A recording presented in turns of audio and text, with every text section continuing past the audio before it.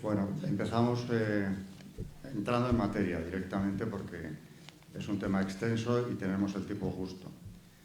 Y hay que ceñirse a los tiempos, claro.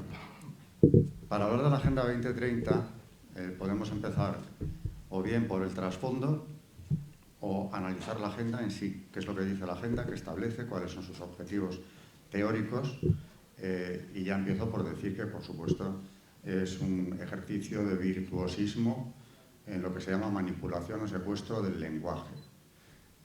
Los epígrafes, todos ellos, o la mayoría, podrían ser suscritos por cualquier persona medianamente equilibrada, pero en realidad hay que profundizar en ellos. No todos, pero la mayoría sí. Son 17 objetivos y dentro de cada objetivo hay varias metas y ahí está muchas veces la trampa. La agenda, yo creo que la mayor parte de la humanidad no se la ha leído ni sabe casi que existe, o le suena que hay una cosa llamada Agenda 2030, pero no son conscientes, o la mayoría no lo es, de que esto es la hoja de ruta de eso que llamamos hace tiempo ya nuevo orden mundial. Nuevo orden mundial, por cierto, que bueno, hay muchas, esta expresión se ha utilizado a lo largo de la historia en diferentes ocasiones, ya desde el siglo XVII se hablaba del nuevo orden mundial, con una preponderancia de las potencias protestantes, sería después de la paz de Westfalia. Últimamente, cuando se habla de este nuevo orden, estamos hablando de algo distinto. Podría tener que ver, claro, lo podríamos enlazar con aquel. Pero este nuevo orden, por supuesto, tiene unos objetivos clarísimos que la agenda ha recogido y lo desarrolla en estos 17 objetivos y sus metas. Podríamos reducirlo a muy pocos conceptos para poder abarcar el tema, ¿no? Aquí en una conferencia. Este nuevo orden mundial, yo creo que lo más destacable es que aspira a suprimir o minimizar al máximo las soberanías nacionales. Para eso hay que combatir la identidad de las naciones. Y esto afecta de forma muy particular a los países cristianos, más específicamente a los católicos. Así que eso del nuevo orden mundial tiene como objetivo final conseguir una concentración de poder como no se ha visto aún con un gobierno único, aunque se contempla la posibilidad de que por el camino se vayan estableciendo un mínimo de gobiernos hasta llegar a tener uno. O por lo menos que encubiertamente sea uno el que tome las decisiones. No va a ser nada democrático, por supuesto. Hablando de la democracia, lo que están haciendo es utilizarla desde hace mucho tiempo y escudarse detrás de esto. Pero estas élites, como decía el cardenal Miller, se autoproclaman.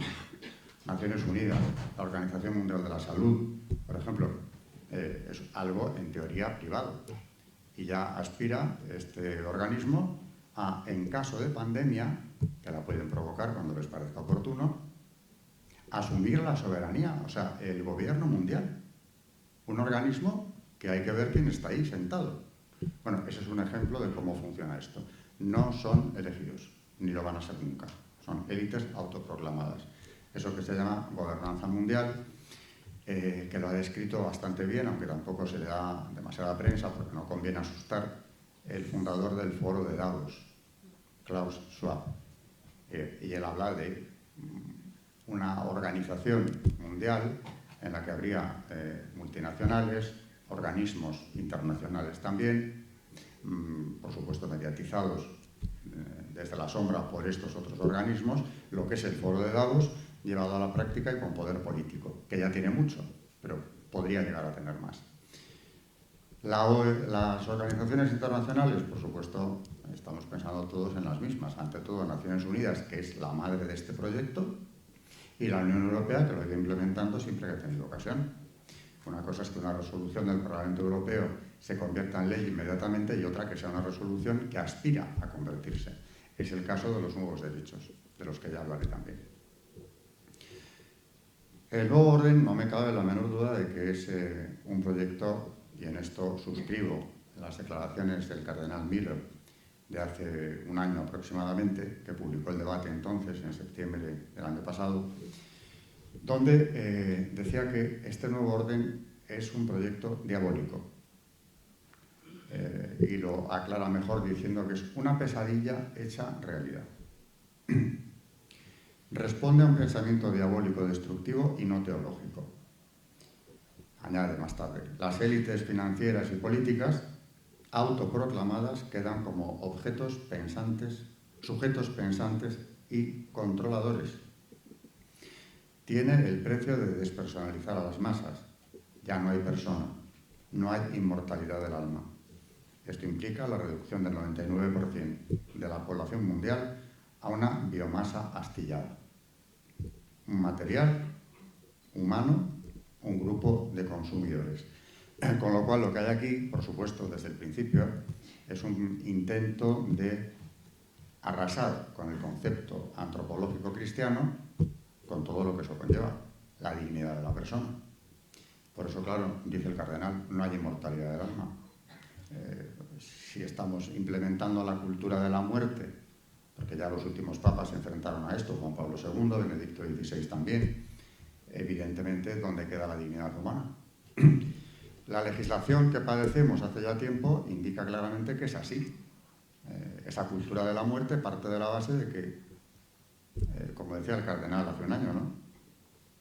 La humanidad queda reducida a una biomasa astillada, sujetos a los que utilizar y siempre a los que poder controlar. Eso de la población, el control de población, que naturalmente responde a un objetivo claro de la agenda, es evidentemente conseguir no solo que se reduzca la natalidad, en muchos países como el nuestro ya lo han destruido.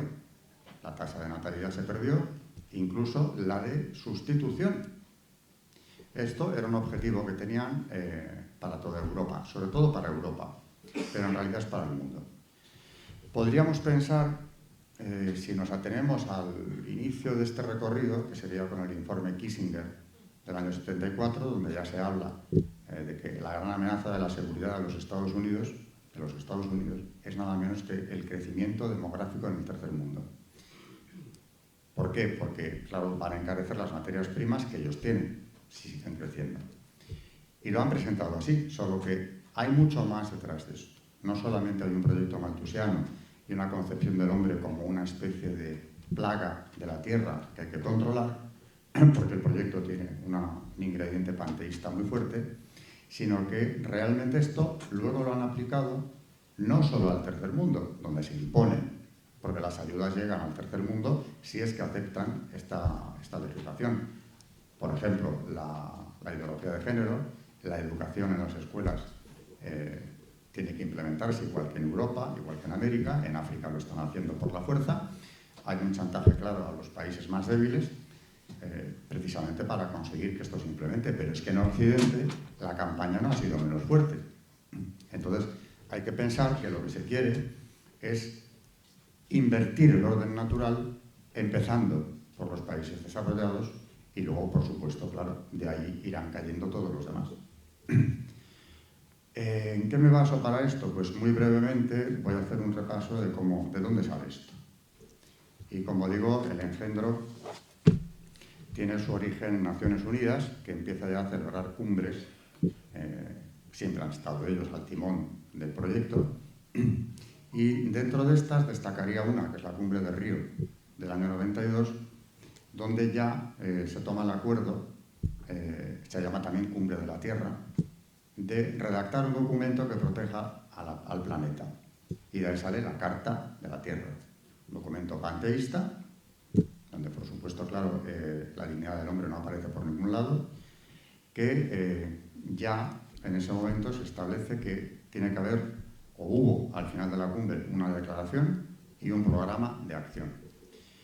El documento que tenían que redactar, y redactaron, es esa Carta de la Tierra que aspira a ser una constitución mundial. Es interesante ver quién redacta la carta.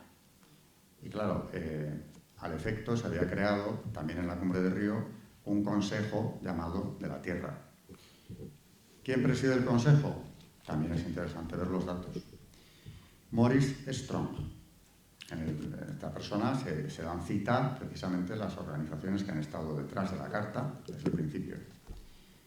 Strong era entonces subsecretario general de Naciones Unidas y además secretario general de las conferencias de la ONU para el medio ambiente. El medio ambiente ha sido el gran instrumento que nos han ido marcando como el norte de lo que hay que conseguir, salvaguardar el planeta, y claro, naturalmente esto pasa por cuidar el medio ambiente. Aparte de esto, Maurice Strong era también miembro del comité organizador del Foro de Davos. Vamos atando cabos, Naciones Unidas, Foro de Davos, y también era un personaje muy relacionado con el Club Bilderberg, una de las principales y más conocidas ya hoy organizaciones pantalla de la masonería. Aquí se la cita todo, el propio proyecto del nuevo orden mundial es masónico. La masonería ha aspirado siempre a reducir al máximo el poder de los estados, de ahí que todas las condenas pontificias desde el siglo XVIII hayan subrayado, las dos primeras concretamente, de Clemente XII y Benedicto XIV, hablan de lo mismo. Es un peligro para la seguridad de los estados y la salvación de las almas. Es decir, hay una actividad de conspiración, para eso está el secreto, bien guardado en las logias, que ha ido cambiando el mundo hasta que este pensamiento, de hecho, ha sido asumido en buena medida dentro de lo que se llama la corrección política hace ya mucho tiempo. O sea que ahora el camino está bastante trillado para poner en práctica algo que ya el fundador de los Iluminados de Baviera, Adam Weishaupt, en el siglo XVIII, hablaba de que había que conseguir un grupo de hombres que controlase el poder mundial para ir estableciendo el pensamiento de los Iluminados, en este caso, o Illuminati, como se les suele llamar más, que no son ningún mito, aunque se les ha presentado con ropajes muy distintos a lo que fueron, pero que han dejado su impronta. Realmente no era nada más que una obediencia masónica que aspiró a controlar a todas las demás. Pero este pensamiento lo comparten a día de hoy, lo siguen compartiendo, y por supuesto, en cuanto a antropología, la masonería sigue lo mismo, rechazando el principio cristiano de lo que es una persona. Por eso, entre otras cosas, han vuelto a recibir una condena de la Santa Sede, cuando ya no se esperaba que vinieran más, pues hace unos días, el 13 de noviembre, última condena de doctrina de la fe. Bueno, junto a Maurice Strong, que preside el Consejo de la Tierra, esta carta está redactada principalmente por Gorbachev, el padre de la perestroika, muy bien visto en Occidente por aquello de que, sin él buscarlo, pero acabó con la Unión Soviética. Y luego, importante también el dato de que participaron en la redacción de la carta las representaciones, por aquello de darle más presencia a Naciones Unidas, las representaciones en este organismo norteamericana y brasileña. La Fundación Rockefeller, por otro lado, ahí estamos hablando de masonería y del orden mundial 100%, además su gran logia, que lleva su nombre, viene precisamente de una decisión cuando los Iluminados fueron eliminados, proscritos en Baviera, y una rama pasa a los Estados Unidos. De la gran logia de Colombia viene la Rockefeller. También en la redacción de la carta interviene la International Planet Parenthood. Creo que hay poco más que añadir, porque si para hablar de población tenemos que meter en la redacción de esta constitución de la carta a la mayor central abortista del mundo, ya vemos claramente cuáles son las intenciones. De ahí que en la cumbre del Cairo del año 94, quien la presidía era nada menos que Fred Seid, un doctor que era el representante de Ghana en Naciones Unidas y presidente de Planet Parenthood. Así salió la cumbre, pero ya se veía por dónde iba el asunto. El secretario general de la cumbre era Seid. Con estos mimbres, pues salió lo que salió. Por si alguien tenía dudas, la carta pasa lo de siempre con estos documentos. Una primera lectura no nos ilustra suficientemente sobre lo que hay ahí, porque han cuidado enormemente, también aquí ya se hacía el lenguaje. En otros momentos son más descarnados. Por ejemplo, los documentos finales de las cumbres del Cairo y de Pekín, población en el Cairo, al año siguiente, el 95, la mujer, el empoderamiento de la mujer en Pekín, ahí hablan ya con más crudeza. Y están hablando de cómo hay que utilizar la ideología de género como un arma para reducir la población y cambiar el concepto antropológico. Naturalmente, de ahí viene la autodeterminación de los géneros, la rebelión contra Dios. Al fin y al cabo, lo dado no importa nada, yo decido lo que soy y puedo ir definiendo más géneros. Ahora ya vamos por un número asombroso de géneros.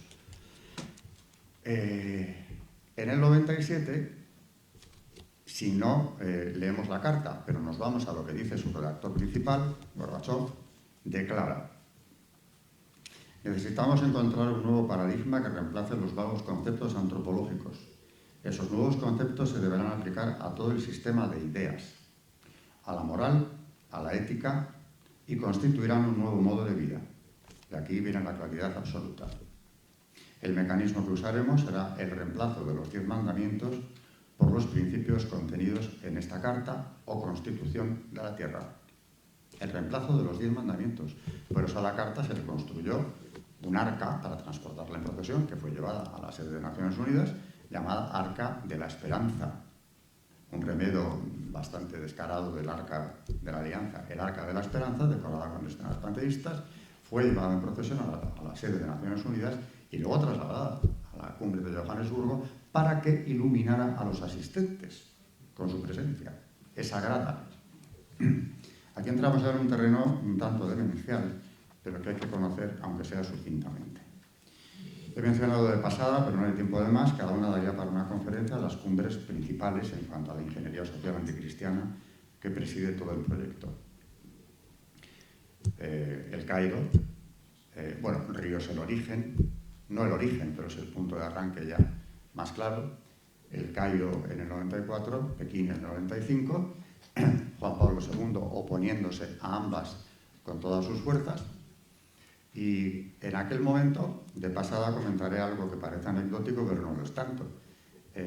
La representación de la Santa Sede en la cumbre de Pekín, que por cierto, para presidirla, el Papa en esta ocasión eligió a una mujer, Mary Ann Glendon, una catedrática de Harvard, experta en Naciones Unidas en derechos humanos, por aquello de que era mujer, madre de familia y, por supuesto, dispuesta a defender la verdad. Cuando iban a partir hacia Pekín, a Navarro Valls, Juan Pablo II le dijo que estaba preocupado por esta situación, evidentemente, lo había dicho por activa y pasiva en múltiples ocasiones ya, que había que rezar más y que si algo iba mal allí en Pekín, buscaran refugio en el pueblo. Frase bastante terrible, porque claro, los representantes pensaron, ¿con qué pensará que nos vamos a encontrar? Decidieron que habían comprendido el mensaje cuando vieron que la prensa internacional para nada hablaba, publicaba una sola línea del debate que se estaba manteniendo en Pekín. Nada. Se hablaba de la cumbre, claro, de la de Naciones Unidas, pero de sus aspectos folclóricos. Las fiestas, la apertura, el ballet de mujeres sometiendo a los hombres en lucha abierta, pero por supuesto del debate no. Ante lo cual decidieron que ahí estaba el problema, que el pueblo tenía que ser informado. Y efectivamente enviaron vía fax un documento a las principales agencias informativas diciéndoles lo que se estaba tocando allí y cuáles eran las contradicciones que había en la cumbre. La mayor parte de agencias lo publicaron. Y claro, todavía en el 95, que el fruto no estaba tan maduro como hoy en algunos parlamentos europeos, se interpeló a sus gobiernos. ¿A quién han enviado ustedes a Pekín a defender esto? Que es la destrucción de la familia natural, o han creado otros modelos de familia alternativa. Y claro, ahí se comprendió que efectivamente la oscuridad en la que actúan es necesaria, o sobre todo lo era antes, ahora menos, para ir introduciendo toda esta nueva ideología. Vamos ya con la agenda. Ha ido creciendo, al principio tenía la mitad de objetivos, cuando ya es aprobada en 2015 por la Asamblea General de Naciones Unidas, ya hemos pasado a tener 17. El primero, dije al principio que quién no va a suscribir los epígrafes. Fin de la pobreza, pues estamos todos de acuerdo. Pero claro, ¿cómo nos proponen hacer esto? Consiguiendo un desplome de la población. Alguno de los protagonistas de esta historia, ahora ya en tiempos de verdadera guerra encubierta, porque estamos en guerra, señores, ha llegado a decir que estaba sobrando el 86% de la población del mundo. Y eso no se arregla simplemente consiguiendo que no se reproduzcan. Habrá que eliminar unos cuantos, porque no todos están dispuestos a desaparecer de la faz de la Tierra por ensalmo. O sea que están hablando ya de un proyecto de genocidio y no lo encubren. Pero claro, partiendo de una antropología en la cual el hombre pues es un animal irracional, vamos, el equivalente a cualquier animal, o menos que un animal. Así que la pobreza, ¿cómo se va a arreglar? Teóricamente con menos población. Y el planeta dejará de estar amenazado. Segundo objetivo, hambre cero. Hambre cero, ¿a dónde nos lleva? Al monopolio de los alimentos. Por eso, como siempre lo que tienen en el foco de atención es la protección del planeta, hablaré más adelante de cómo lo van a hacer. El tercero de estos objetivos, salud y bienestar. Insisto, ¿quién no va a estar de acuerdo en conseguir salud y bienestar para todo el mundo? Pero en este tercer objetivo, si vamos a la meta número 7 del tercer objetivo, nos encontramos ya con la salud sexual y reproductiva, tal y como la OMS la entiende. ¿Y esto qué incluye? Por supuesto, el aborto. Porque uno de los derechos fundamentales de la familia, que además es un deber de los padres, es la educación de los hijos. Si no pueden elegir esa educación, sino que tienen que aceptar la que el Estado les imponga, pues naturalmente se ha atropellado esa libertad, se ha atropellado ese derecho. Pero claro, incluir esto, y de hecho ya está incluyéndose aquí en España, incluso en colegios concertados, pues acabar cambiando por completo la mentalidad de los más jóvenes desde el principio. Si vamos al objetivo quinto, viene a respaldar el tercero, porque aquí nos habla de la igualdad de género. Aquí en el tercero era en la meta 7, aquí es en la meta número 6. Objetivo 5, meta 6. Acceso al aborto, porque vuelve a mencionar los derechos sexuales y reproductivos. Los derechos sexuales y reproductivos, por cierto, también condenados por Benedicto XVI, naturalmente, y bueno, por Juan Pablo II, cuando ya empieza el aborto a legalizarse universalmente. Tenemos una encíclica espléndida, que es Evangelium Vitae, la defensa de la vida, donde él se pregunta de manera retórica cómo hemos llegado a semejante situación, que lo que era delito se haya convertido en un derecho.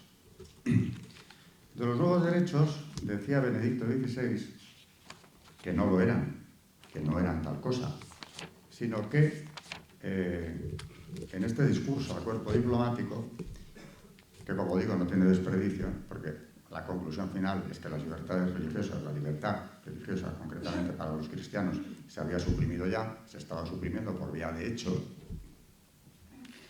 decía, menos justificables que los ataques a la misma libertad religiosa son los intentos de oponer al derecho a la libertad religiosa unos derechos pretendidamente nuevos, promovidos activamente por ciertos sectores de la sociedad e incluidos en las legislaciones nacionales o en directivas internacionales, pero que no son, en realidad, más que la expresión de deseos egoístas que no encuentran fundamento en la auténtica naturaleza humana. No son derechos. Aquí está toda la ideología de género, que incluye, por supuesto, el aborto. Así que es engañoso, porque nos hablan de derechos reproductivos y todo lo que están estos derechos intentando es que no haya reproducción. Con lo cual, vengo diciéndolo hace tiempo, cada vez que hablo de la gente, de los nuevos derechos. Atención, el derecho supremo que hoy en día se está defendiendo en Occidente no es el derecho a la vida, que era el fundamental, porque es la plataforma de cualquier declaración de derechos. No. Es el derecho a la satisfacción del impulso sexual, tal y como lo entendía la Escuela de Frankfurt, Marcuse, Habermas, su maestro Freud, del que beben directamente en esta escuela. Ese es el derecho supremo, porque es lo único que libera.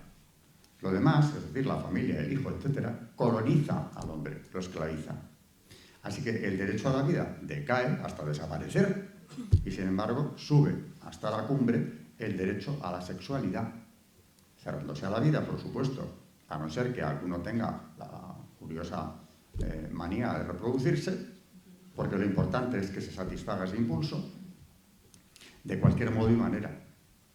Así que esto es lo que tenemos que tener presente. Los nuevos derechos van en esa dirección. Luego nos habla en el sexto de agua limpia. Esto es estupendo porque el agua limpia lo que nos lleva es a la privatización del agua, que ya se está llevando a cabo, porque de hecho cotiza en bolsa a futuros, pero cotiza en Estados Unidos ya. Cuando sea privada, pues harán con ella lo que quieran, porque esto es un proyecto, no nos olvidemos, por supuesto, de cambiar el orden natural, de alterar, acabar con los principios cristianos. Como decía León XIII, al hablar de la masonería en el siglo XIX, en Humanum Genus, el principal designio de la secta es destruir hasta sus cimientos todo el orden religioso y civil establecido por el cristianismo. Bueno, pues parece que han tomado de esa frase de la encíclica como el orden del día a seguir en la agenda. Dominación universal, inversión del orden natural y, por supuesto, concentración del poder, como nos ha conocido, que decía yo al principio. El séptimo, energía asequible y no contaminante. Esto les va a venir muy bien para lo que viene después. Industria, innovación e infraestructura. Aquí, naturalmente, en esta reforma de la industria también se habla de la tecnológica. Esto va a amparar el transhumanismo y la inteligencia artificial llevada a los últimos extremos. Reducción de las desigualdades. ¿Esto qué quiere decir? Estamos en el 10º. Pues que para que no haya desigualdades lo que tiene que haber es leyes únicas para todos los países. Es un ataque frontal a la soberanía nacional. Que nos afecte directamente y que ya empieza a verse asomar en el 11º nos habla de ciudades sostenibles. Para conseguir lo que se hace, las llamadas ciudades de 15 minutos, que son guetos. No podremos movernos más allá de la distancia que podamos recorrer a pie o en bicicleta, que no en otro medio, en 15 minutos, lo cual nos da para no recorrer ni nuestro barrio, en muchos casos. De ahí no podremos salir. Habrá controles tipo aduana, con cámaras, por cierto, para controlar la entrada y salida de los habitantes de ese espacio, en el que supuestamente, no sé para qué tipo de estúpidos creen que están hablando, el ciudadano tendrá de todo. Escuelas para sus hijos, si es que hay hijos, centro de trabajo, centro médico, todo lo que uno pueda necesitar estará concentrado en su barrio. Y se le dará la oportunidad de salir unos periodos de tiempo limitados. Esto se ha intentado ya en este año en Oxford, y también no solo en la ciudad, sino en el condado de Oxford, porque aparte de las ciudades de 15 minutos hay territorios de 45, que ocurre lo mismo, el territorio que yo en mi entorno fuera de la ciudad pueda recorrer en ese tiempo a pie o en bicicleta. Bueno, en Oxford la reacción popular ha sido de tal envergadura que de momento han paralizado la aplicación de las medidas, porque han sido destruidas todas las cámaras que estaban instaladas dentro de la ciudad, con puestos de aduana. Naturalmente de esto se informa tan poco como de todo lo que no les interesa a la gobernanza mundial. Yo tengo unos sobrinos carnales que viven en Londres y se han enterado por mí de lo que estaba pasando en Oxford. Es decir, que se oculta sistemáticamente todo lo que les pueda distraer del cumplimiento, si es que es tan positivo y tan bueno lo de las ciudades de 15 minutos, porque no hablan de lo que está pasando en Oxford.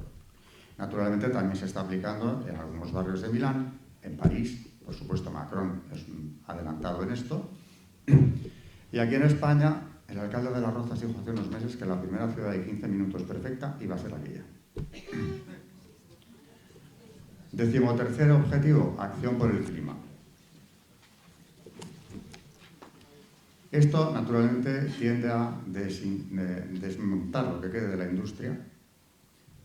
Es una cruzada contra la energía nuclear. Y, lo que es más peligroso, y además inhumano, acabar con la ganadería y con la agricultura. El sector primario está a punto de desaparecer y los ataques que está sufriendo en España ya son visibles, precisamente porque nos llevan años lavando el cerebro con que la ganadería es contaminante. Quizás seguramente muchos recuerden que los gases de las vacas eran muy preocupantes para la humanidad. La ganadería y la agricultura, ambas cosas. Con lo cual, eso trae ruina, porque lo que hay que recuperar es la naturaleza salvaje, los bosques. Y claro, la agricultura y la ganadería están ocupando un espacio que antes era totalmente salvaje. Con esto viene la ruina de muchos países, concretamente España, que verá desaparecer una de sus principales fuentes de ingresos, tradicionalmente, y la forma de vida de miles de españoles y de otros países también, que no podrán vivir de esto y tendrán que irse a vivir a esas ciudades, a esos guetos. La libertad humana queda muy restringida porque es cambiar toda una cultura de estados enteros, regiones enteras. En Holanda, el gobierno se planteaba hace unos meses expropiar nada menos que 3.000 granjas, que en un país de esa extensión deben ser la totalidad prácticamente, y esto provocó un movimiento ciudadano del que ha nacido un partido político para impedirlo. También el proyecto de esa nacionalización está semi-bloqueado, o lo han ralentizado precisamente por esto. En la acción por el clima, aparte de la ganadería y la agricultura, hay otras dos amenazas para ellos muy graves, que es la movilidad del ser humano. la movilidad contamina. Nos lo están diciendo cada vez de manera más clara. Entonces, ¿qué hay que hacer? Pues controlar el automóvil, que da independencia a la persona, le da la posibilidad de desplazarse. Esto está en plena consonancia con las ciudades de 15 minutos, porque yo no puedo ir con mi coche aquí o allá. Es que dentro de mi propia ciudad tengo mi ámbito de movimiento, mi espacio. Pero claro, a la larga, ¿qué pasa? Que los viajes se reducen a la mínima expresión. Y a la vez que el automóvil, otro de los grandes enemigos del globalismo, es el avión. Por eso ya en Francia, como digo, pionera en estos momentos, los vuelos nacionales, los vuelos domésticos, prácticamente están en vías de desaparecer. También Macron ha apoyado, la Asamblea Nacional aprobó esta norma de que desaparecieran los vuelos domésticos por aquello de que contaminaban. Ingenuamente la Unión de Aeropuertos francesa acudió a la Unión Europea reclamando que esta ley francesa no se aplicase porque era la ruina de todo el sector. Y claro, parece que no saben en qué mundo viven, que iba a decir la Unión Europea, que esa ley estaba muy bien hecha.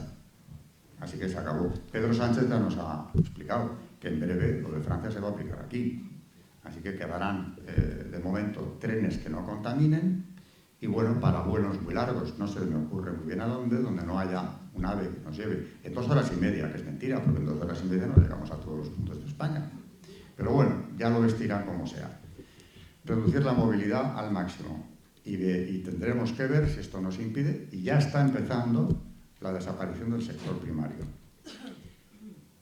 Esto lo refuerza el objetivo 15, vida de ecosistemas terrestres, sostener los bosques, luchar contra la desertización. Para eso cuentan ya, porque siempre tienen estos organismos internacionales apoyando, con la Ley de Restauración de la Naturaleza de la Unión Europea, que ya está aprobada y nos afecta también a nosotros. Para recuperar la naturaleza, para restaurarla, ¿qué hay que hacer? Pues permitir que esa naturaleza salvaje se adueñe de territorios que tienen que ser abandonados por los que los cultivaban o los explotaban hasta hace poco. Lo del agua se compagina con esto. Por eso hay otro proyecto europeo, AMBER, que es el de destrucción de las presas.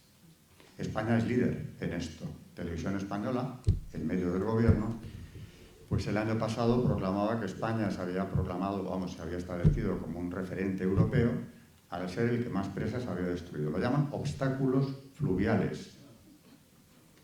Este gobierno, bueno, el de Pedro Sánchez anterior, había destruido en el año 21 108 presas en España, de lo cual tampoco se suele informar mucho, por aquello de que los ríos tienen que recuperar su cauce. En España no va a haber ningún río que recupere su cauce porque no hay ríos.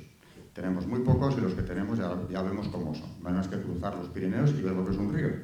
Aquí tenemos unos ríos con los que nos hemos defendido como hemos podido hasta hace poco.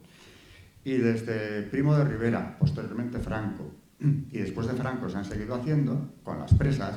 Lo que se ha estado recogiendo, porque nuestra geografía es complicada, es agua de lluvia, principalmente, que se perdía. Bueno, pues ahora no se va a recoger porque las presas se van desapareciendo. Si en el 21 eran ya 108, se ha duplicado el número. O sea que, mientras se está financiando, por parte del gobierno español, la construcción de presas en Marruecos. Aclarémonos, ¿son buenas o malas? ¿Quieren fastidiar al vecino del sur o le están ayudando? Porque lo que destruimos aquí se construye en Marruecos. El objetivo 16 es paz, justicia e instituciones solidarias para desarrollar la gobernanza mundial. Porque la paz, la justicia y las instituciones solidarias, naturalmente que haya unas instituciones cada vez más comunes, no solo en la Unión Europea, sino a nivel universal, que al final nos encontraremos con que el gobierno mundial está hecho ya. Y el último objetivo, alianzas para lograr los objetivos, los 16 anteriores. ¿Estas alianzas qué ocurre? Pues que se van a fortalecer con legislación. Y finalmente, gracias a esto, pues tendremos lo que había que haber evitado a toda costa, la desaparición del principio de subsidiariedad. Que la agenda anticristiana se ve no solo en la aplicación de los derechos sexuales y reproductivos, no solo en la implantación de la cultura de la muerte, que por supuesto he empezado por ahí porque es lo más visible y lo más escandaloso. Se ve también en la supresión de las libertades, no solo la religiosa, sino las libertades a secas, que hasta ahora más o menos han estado garantizadas.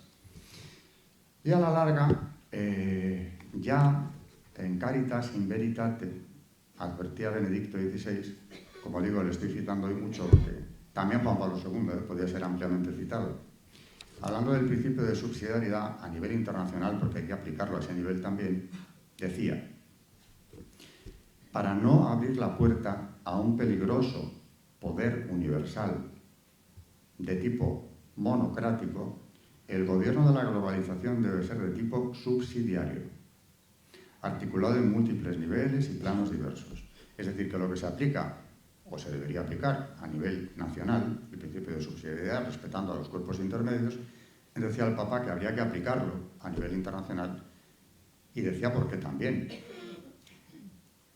Dicha autoridad deberá estar organizada de modo subsidiario y con división de poderes, tanto para no herir la libertad como para resultar concretamente eficaz. Si es que buscamos el bien común, que es lo que acaba de decir un poco más arriba, que debería ser el objetivo de todos los gobiernos, en realidad. No, pero es que no es eso lo que se busca. Así que el aviso está dado y, por supuesto, tenemos una demostración muy clara de que se va cumpliendo. Muchas veces las encíclicas en los documentos pontificios han sido proféticos. En el año 31, y ya con esto voy a ir acabando, Pío XI, en 40º anno, estoy refiriéndome mucho a la documentación pontificia, puesto que el título de mi conferencia es un documento anticristiano que estamos analizando. Pío XI hablaba en el 1931, va a hacer un siglo, de un dominio ejercido de la manera más tiránica por aquellos que, teniendo en sus manos el dinero y dominando sobre él, se apoderan también de las finanzas y señorean sobre el crédito, y por esta razón administran, diríase, la sangre de la que vive toda la economía, y tienen en sus manos así como el alma de la misma, de tal modo que nadie puede ni aún respirar contra su voluntad. Nos está hablando de una desaparición de las libertades. Y acaba diciendo en este párrafo: se entabla luego el rudo combate para adueñarse del poder público. Esto se veía venir en la primera mitad del siglo XX. Lo estamos viendo llegar a su culminación. Por aquel entonces nadie había enumerado ni definido eso de los derechos sexuales y reproductivos. Aquí ha tomado el relevo un organismo que no existía en 1931, que son las Naciones Unidas. Como intermedio tuvimos la Sociedad de Naciones, que alguien calificó también de el Estado masónico. Fracasaron estrepitosamente en el periodo de entreguerras, pero inmediatamente después los mismos de siempre volvieron a la carga, creando las Naciones Unidas, que yo no discuto que algunos logros tengan, pero es quien han arbolado esto, quien ha sabido camuflarlo de manera inteligente. Para esto se han movilizado verdaderas fortunas, es lo que hay detrás de todo el proyecto. Por ejemplo, pues se me ocurre mencionar de pasada, ya al final, el Instituto Tavistock de Londres, Instituto para la Psicología. Va a ayudar muchísimo a la humanidad.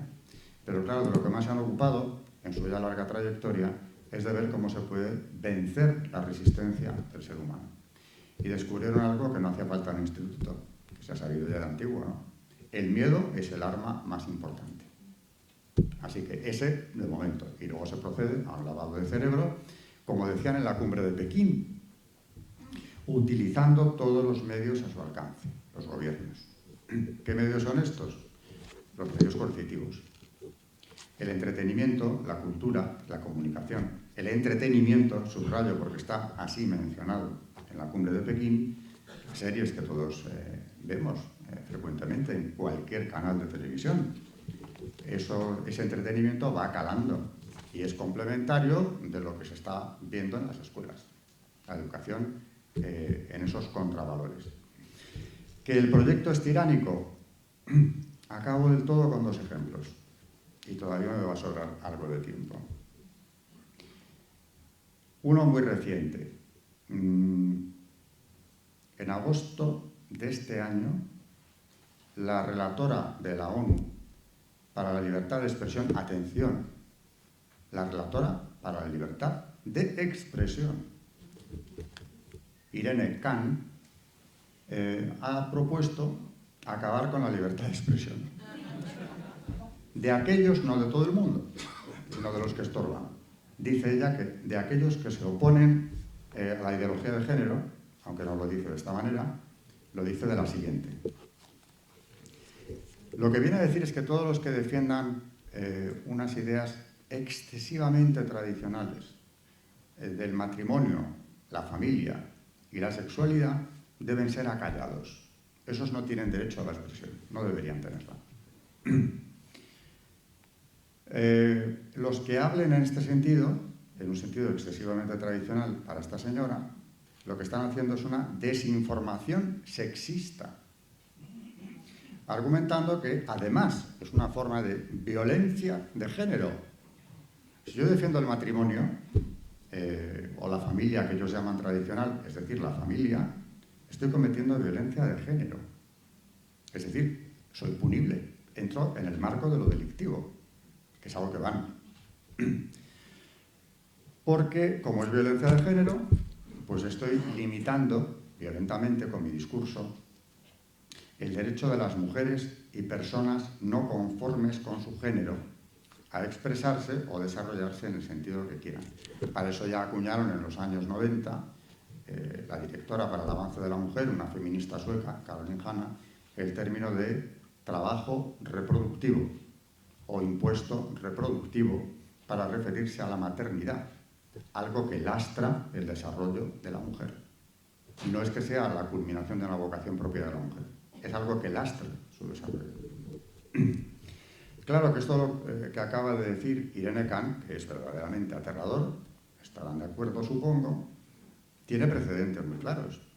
Hillary Clinton en 2015, en el Lincoln Center de Manhattan, en la cumbre para el Estado de la Mujer, la sexta cumbre, es una cumbre anual que se viene celebrando hace años, dice lo siguiente: ha sido candidata a la presidencia de los Estados Unidos y este pensamiento no está muy alejado de lo que se piensa ahora mismo en la Casa Blanca. Lo que pasa es que no se han atrevido a ponerlo blanco sobre negro y ejercerlo. En la práctica lo hacen, pero de manera más subliminal, por hablarlo de alguna manera. Atención a sus palabras.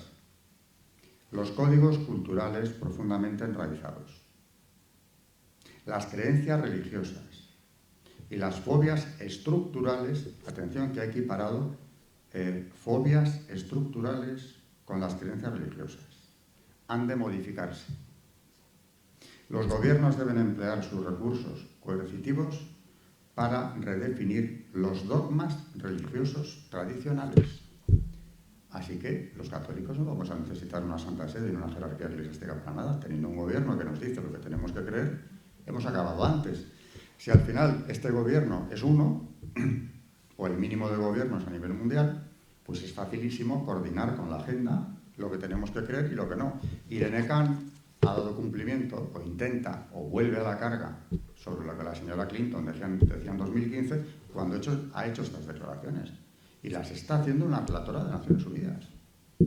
Es decir, que si triunfa esta postura, en breve, y gracias a este apoyo, desde luego valioso, en Naciones Unidas, yo no podré decir las cosas que estoy diciendo. Es decir, ¿qué es lo que utilizan al final? La mordaza. Eso de las libertades no les gusta.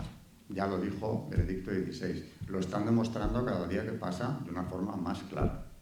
Y claro, el gran instrumento, siempre naturalmente muy vendible por aquello de que los enunciados son todos ellos asumibles, hasta que no analizas bien lo que hay detrás, mucha gente no sabe lo que son derechos sexuales y reproductivos. Puedes pensar que es algo contrario a lo que es.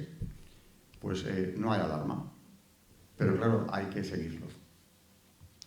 Y acabo, ya que hablamos de cristianismo, con una cita del padre Sanauja, que, sin él saberlo, fue un auténtico maestro para mí, Juan Claudio Sanauja, que en una entrevista aquí en Madrid, esto no está en ninguno de sus libros, aunque lo dice por activa y pasiva en cualquiera de ellos, El desarrollo sustentable, Poder global, Religión universal, son los dos más conocidos, luego colabora en otros, pero estos son suyos, difíciles de encontrar, por supuesto, ahora. En aquella entrevista aquí en Madrid dice: para quienes llevan la agenda, él hablaba del nuevo orden mundial, pero esto se puede aplicar a la Agenda 2030, la desaparición de la Iglesia Católica es un imperativo, porque ya es el único freno. Así que claro, cuando también en este año, en enero, se cumplirá el año en la fiesta de la conversión de San Pablo, el nuncio apostólico en la Universidad de Abat Oliba del CEU, en Barcelona, decía que la Santa Sede no comparte todos los objetivos de la agenda. Bien está que lo aclare. Viene a dar una explicación que es así. Y es que, claro, son muchos, demasiados, dice él, objetivos, demasiadas metas, y esto crea una confusión grande. Y luego, porque además la agenda propicia, también decía él, una colonización ideológica. Porque según quien esté financiando qué proyectos, irá aplicando la ideología de género, el tema del aborto, que lo mencionó expresamente, como está ocurriendo, por ejemplo, en África. Se les condicionaba, decía la representante de Nigeria en la cumbre Provida, en la que estuve hace unos años en Bruselas, se les condicionaban las ayudas económicas al hecho de que implementaran las cartillas, como lo llamó ella, en las escuelas, la educación sexual. Así que, por todo esto, resumiendo lo que llevo dicho, en la agenda queda amparada la cultura de la muerte abiertamente, hay una suspensión de libertades ilimitada, incluyendo la movilidad. La libertad de pensamiento y de expresión queda por completo o aspira a ser zanjada, aunque la agenda no lo ponga, y hay un acercamiento a ese proyecto al que el cardenal Miller calificaba de pesadilla hecha realidad del gobierno único o una gobernanza más o menos encubierta que está ya funcionando. O sea que lo siguiente ya es darle forma de gobierno. Pero que funciona hace tiempo y lo estamos viendo. No hay un solo gobernante europeo en la Unión, concretamente, que escape a este poder. Y los que todavía resisten, como es el Grupo de Visegrado, ¿con qué se encuentran? Con sanciones de la Unión Europea, que les privan de fondos, por ejemplo, de recuperación, para ver si consiguen doblegarles. Y claro, enseguida los llaman extrema derecha. No tienen que llegar a eso, es que con que defiendan la identidad nacional y las libertades de su pueblo, ya son extrema derecha. Así que nos queda poco, pero hay que saber de qué hablamos cuando hablamos de la agenda. En el día de hoy aquí, pues en las ponencias que vengan, todo esto supongo que se irá desarrollando a partir de aquí. Pero como presentación, esto es la agenda. No sé si alguien va a disentir, no creo que mucho, por lo que he visto en el programa, pero esto es el resultado muy condensado de lo que podemos llegar a conocer después de un estudio medianamente detenido de la agenda y sus connotaciones, su historia, quiénes han ido protagonizando esto y qué es lo que han dicho al respecto.